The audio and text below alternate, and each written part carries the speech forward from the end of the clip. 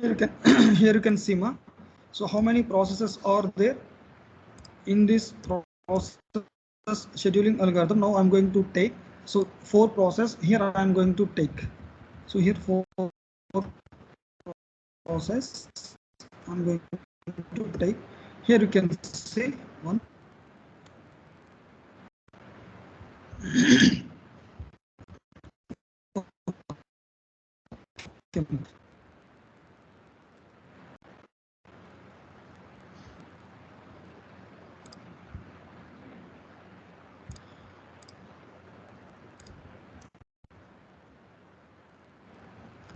Here number of processes are there. So here P1, P2, P3, P4, 4 processes are there. So what is then arrival time of each and every process means P1 arrived at the time of 0 and P2 arrived at the time of 2 units of time. So P3 arrived at the time of 4 units of time. P4 is arrived at the time of 5 units of time. So here process needs 7 units of time for its execution. Burst time or CPU time is both are same here in this in this first come first serve scheduling algorithm. So here processes are arrived. So how many processes arrived in the system? 4 processes are arrived in the system. So what is arrival time of this process means P1 arrival time was 0 and its burst time means it is an required time for its process completion. Required time for process completion. So P1 requires 7 units of time. So P2 requires of time. So P3 requires 1 unit only. So P4 requires 4 units only. So here you can see. So process P1 arrived at the time of 0. So this process immediately will get the CPU start its execution. Why? Because this process is enter into the system at the time of 0. At the time of 0. So here that's why this process takes place scheduling immediately and starts its execution up to 7 units of time. Up to 7 units of time. So here it is, here you can see up to 7 units of time. So after that, which process takes place? Scheduling. Which process takes place? Scheduling. So here which process is arrived next? That process takes place scheduling. So depend each and us takes place scheduling in this first scheduling algorithm. So here you can see, observe, this one is an ready queue is there. This one is an ready queue is there.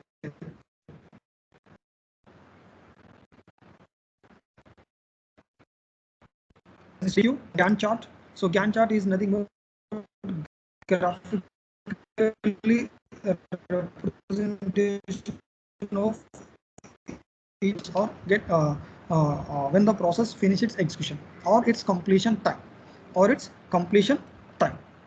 So here you can see.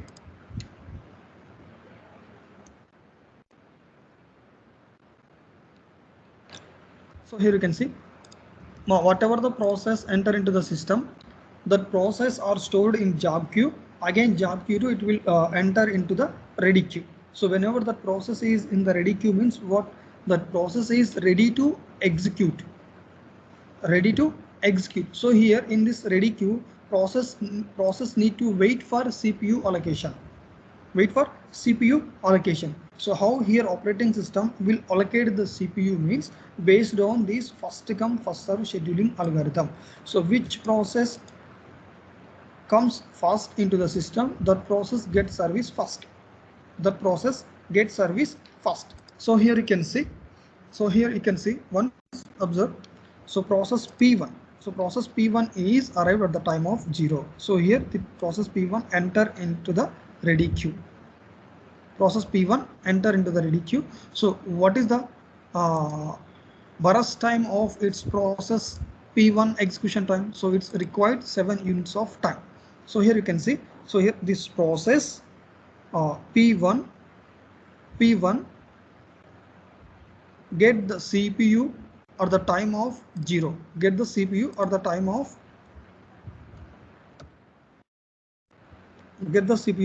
of 0. Why? Because it's arrived at the time of 0 units of time.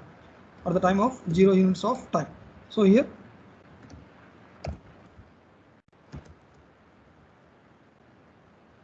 time of 0 units of time. So here you can see, so process P1 is arrived at the time of 0, at the time of 0. So here enter into the ready queue. Again this ready queue to enter into this running state. Running state is nothing but here CPU will allocate this process. Who will allocate? Operating system will allocate the CPU for this particular process based on that arrival time. Based on that arrival time. So here P1 is arrived. So get the CPU or enter into this running state. So here are CPU. So P1 starts its execution at the time of 0, or P1 starts its scheduling at the time of 0, and when it's completes at the time of 7 units. At the time of 7 units, so here P1 get finish its execution. P1 get finish its execution. So how this P1 get finish its execution means P1 arrived at the time of 0. So immediately process will get the CPU for its execution. So whenever the process get the CPU starts its execution at the time of 0 and finish at the time of 7 units of time. 7 units of time. So here there is no interruption occur in this first come first serve scheduling algorithm. First come first serve scheduling algorithm. Once the process get the CPU, once the process get the CPU, finish its execution. CPU is not allocated to the next process. Next process means process will get terminates or process will complete its execution, or else process voluntarily block itself. Then only the CPU will allocate the next process. So here what happened? Once the process arrived and get the CPU until 7 units of time, this process CPU will not allocate to the next process. So here process P1 arrived at the time of 0 and finish its execution at the time of 7 units of time. At the time of 7 units of time. So here you can see 7 units of time. So next, which process is arrived? So P2 is arrived at the time of 2 units of time. At the time of 2 units of time. So here you can see whatever time is there, either 1 or 2 or 3 or 4. But here this process P2 is arrived at the time of 2 units of time. So here what happened? P1 holds the CPU up to 7 units of time. Up to 7 units of time. So within this 7 units of time, so here these all process arrived in the ready queue. These all process arrived in the ready queue. So here P2 is arrived at the time of 2 units of time. At the time of 2 units of time. So here P3 arrived at the time of 4 units of time. So here you can see P3 is arrived at the time of 4 units of time. So here P4 is arrived at the time of 5 units of time. 5 units of time means within the P1 execution, or while P1 completion, or while P1 running. So here all process has arrived in the ready queue. All arrived in the ready queue. So here what happened? So P1 is still not yet finished before arriving all this process, means P1 is required 7 units of time. So before that all these process arrived in the system. So here no need to wait, no need to CPU will kept idle. So here what happened? So here process P2 arrived at the time of 2 units of time, but here CPU is not idle. Why? Because process P1 holds that CPU up to 7 units of time. So after completion of P1 only, CPU will allocate the next process. CPU will allocate the next process. So here what is the next process here? Process P2. So here process P2 is arrived at the time of 2 units. So here again this process P2 takes place scheduling. Process P2 takes place scheduling. So what is done? It's required time for process P2 execution. Burst time 4 units of time. So here process P2 require 4 units time to complete its execution. So here you can see process P2 is enter into the ready queue. From ready state to enter in this running state means CPU will allocate this CPU. Process P2. So process P2 starts its execution at the time of 7 units of time. So how much time it requires for its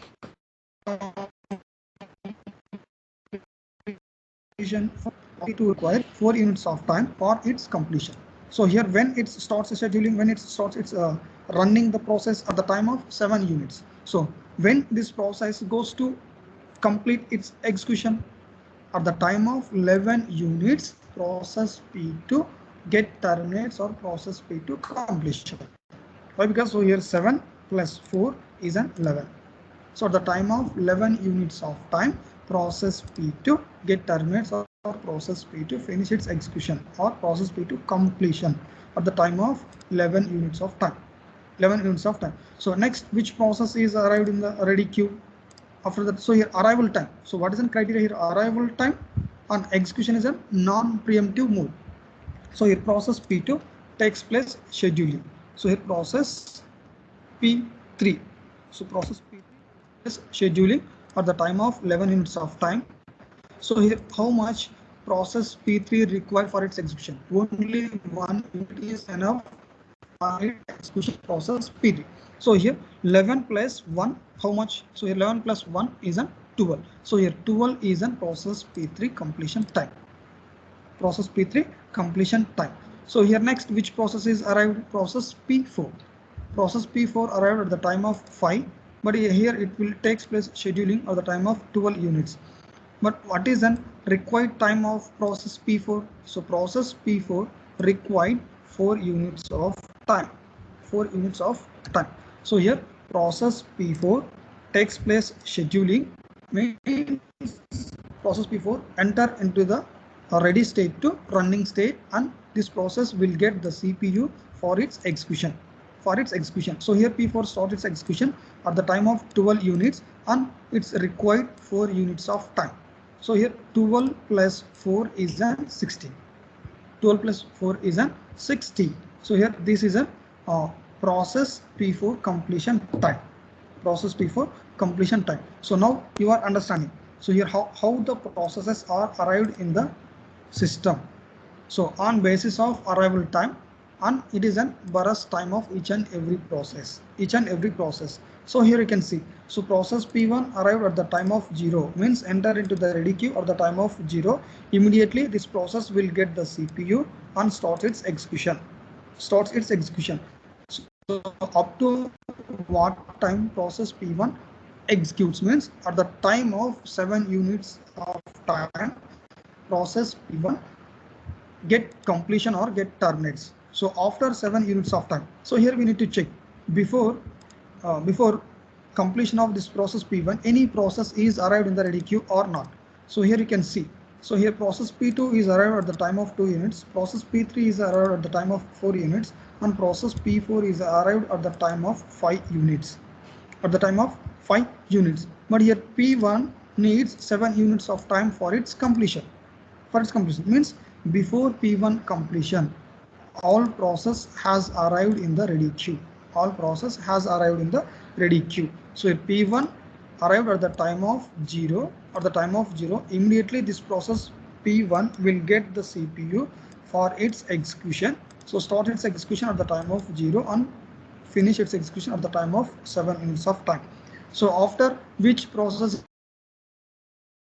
is arrived, takes place scheduling immediately and at the time of 7, but P2 requires 4 units of time for its completion. So here 7 plus 4 is an 11. 11 is the process P2 completion time. So after completion of P2, which process will take place scheduling? Process P3. Why? Because based on arrival time, process P3 is arrived in the system after P2. So P3 takes place scheduling at the time of 11 units of time, and how much time it's required for its execution? 1 unit of time. So 11 plus 1 is an 12. So process P3 finish or completion its execution at the time of 12 units. So here you can see after that P4 is arrived in the system. P4 is ready in the ready queue. So here P4 takes place scheduling. Means P4 will get the CPU for its execution. At the time of 12 units, but how much time it required? P4 4 units of time. So 12 plus 4 is an 16. So 16 is the process P4 completion time. So here after that, so here processes all arrived in the system, and each and every process will get the CPU for its execution and completion. How the process takes place, scheduling, when, how it is going to be executed. Now you people are understand. So here ready queue, and this one is a Gantt chart. So this one is a Gantt chart. So here this one is on left side, this one is on right side. So here you can see, if in next in this CPU scheduling algorithm, in sometimes they need to ask what is the completion time of each and every process. What is the completion time of each and every process, and turnaround time is there. What is the turnaround time of each and every process? And here what is the waiting time of each and every process? What is the response time of each and every process? So here completion time is there. So here you can see what is the completion time of P1. Here you can see what is the time of completion time of P1. So here you can see Gantt chart. Here you can observe Gantt chart from right hand side to left hand side. From right hand side to left hand side you can observe. So where the process get finished, get completion. So here you can see process P1. So process P1, at what time it completion? At the time of 7 units of time. At the time of 7 units of time. So here process P1 completion time was 7. So here process P2 completion time was 11. Process P2 completion time was 11. So here you can see completion time was 11. So what is the process P3 completion time? 12. So what is the process P4 completion time? 16. So here like we are going to take this process completion time, particular process, each and every process time.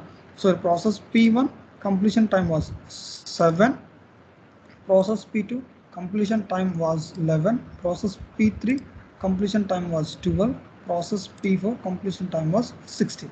So here you can see 11, 7, 11, 12, 16. So next, what is a turnaround time?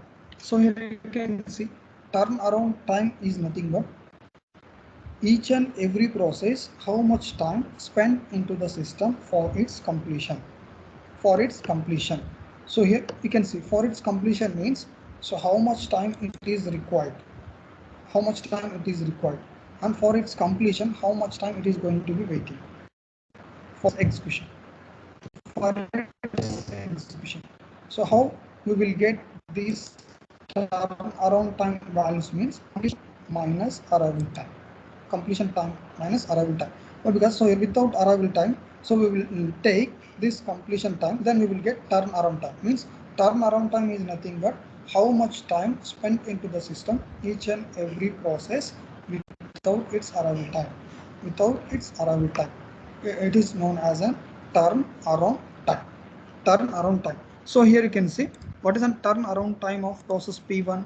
So here completion time minus arrival time. So here completion time was 7, arrival time was 0. So here 7 minus 0. What is the value of 7 minus 0? 7 minus 0 equals to, so we will get the value 7. We will get the value 7.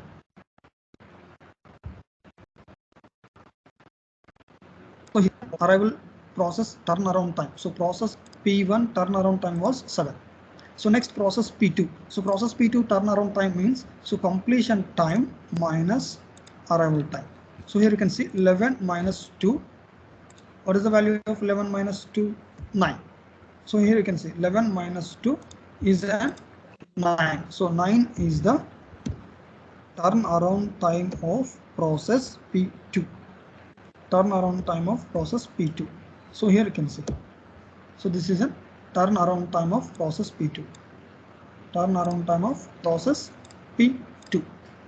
Like here we are going to take this turnaround time values. Next process P3 turnaround time was 12 minus 4. We will get value as 8. So here process P4 turnaround time was 16 minus 5. Here 11. So 11 is the turnaround time of each and every process. So here 11 is a turnaround time of P4 process time.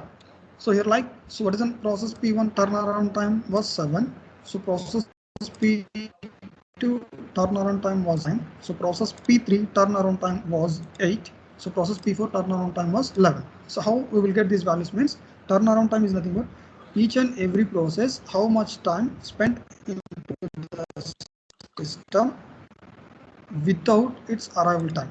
Without its arrival time. So it is a turnaround time. So here turnaround time means completion time minus arrival time. We will get the turnaround time value. Next, what is the waiting time of P1? What is the waiting time of P2? What is the waiting time of P3? What is the waiting time of P4? So here, first process is arrived at the time of 0. Immediately takes place scheduling or immediately will get the CPU for its execution. So here process P1 is not waiting any time for getting the CPU for its execution. So here P1 is don't have any waiting time. So how we will get this P1 waiting time of each and every process means? So here you can observe.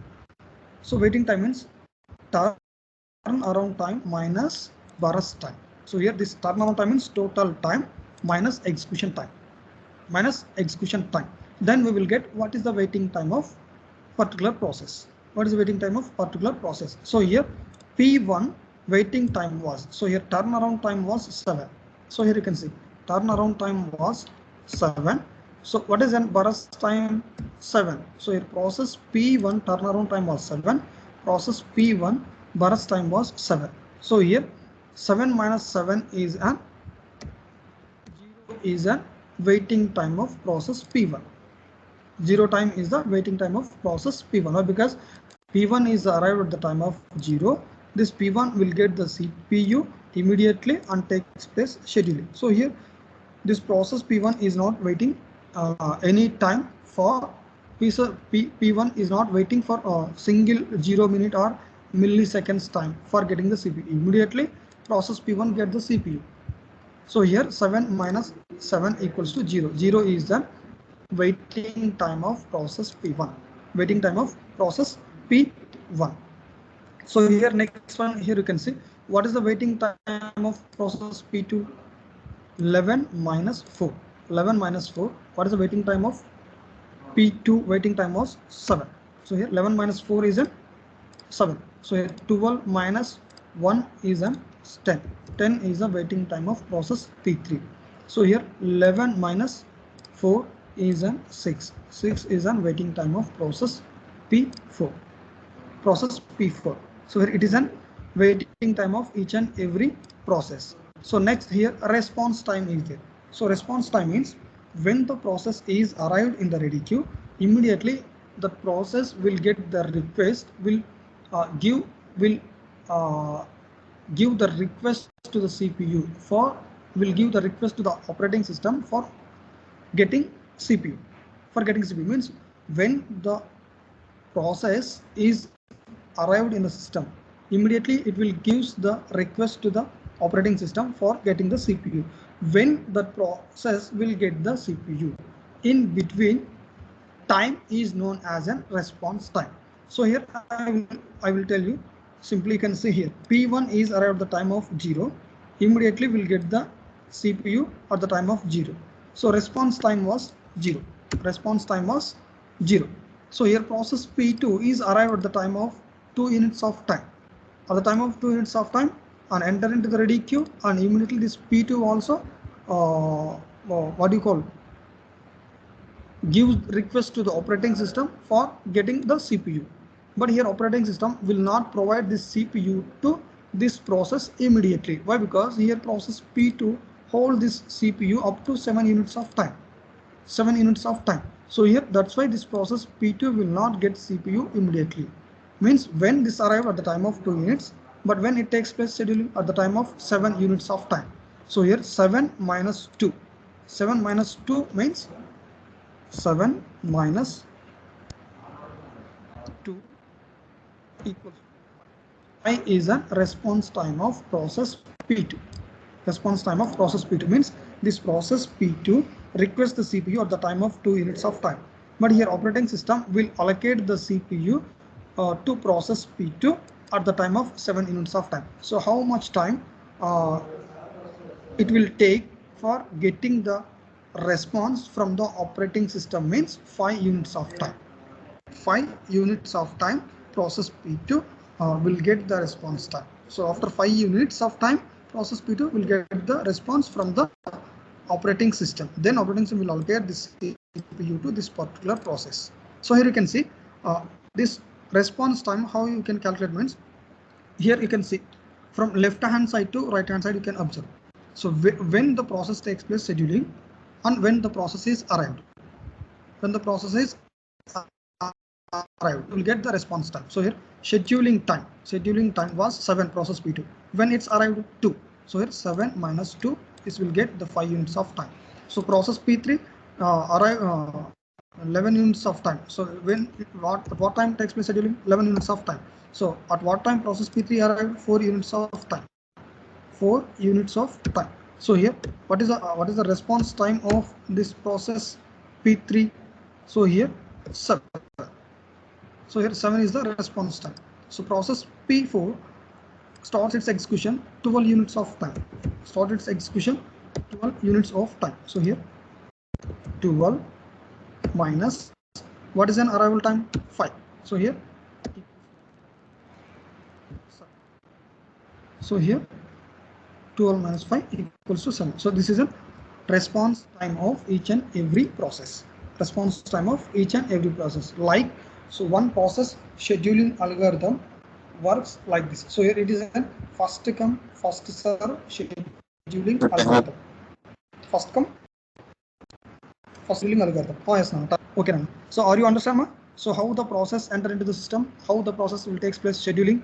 What is the completion time? What is the turnaround time? What is the waiting time? What is the response time of each and every process? So next class I will explain what are the advantages and disadvantages of this first come first serve scheduling algorithm. So first come first serve scheduling algorithm criteria is an, what is the criteria means? Arrival time. What is the mode of execution? Non-preemptive mode of execution. So here this is a process scheduling algorithm, first come first serve scheduling algorithm. 1 minute wait, I will take one screenshot.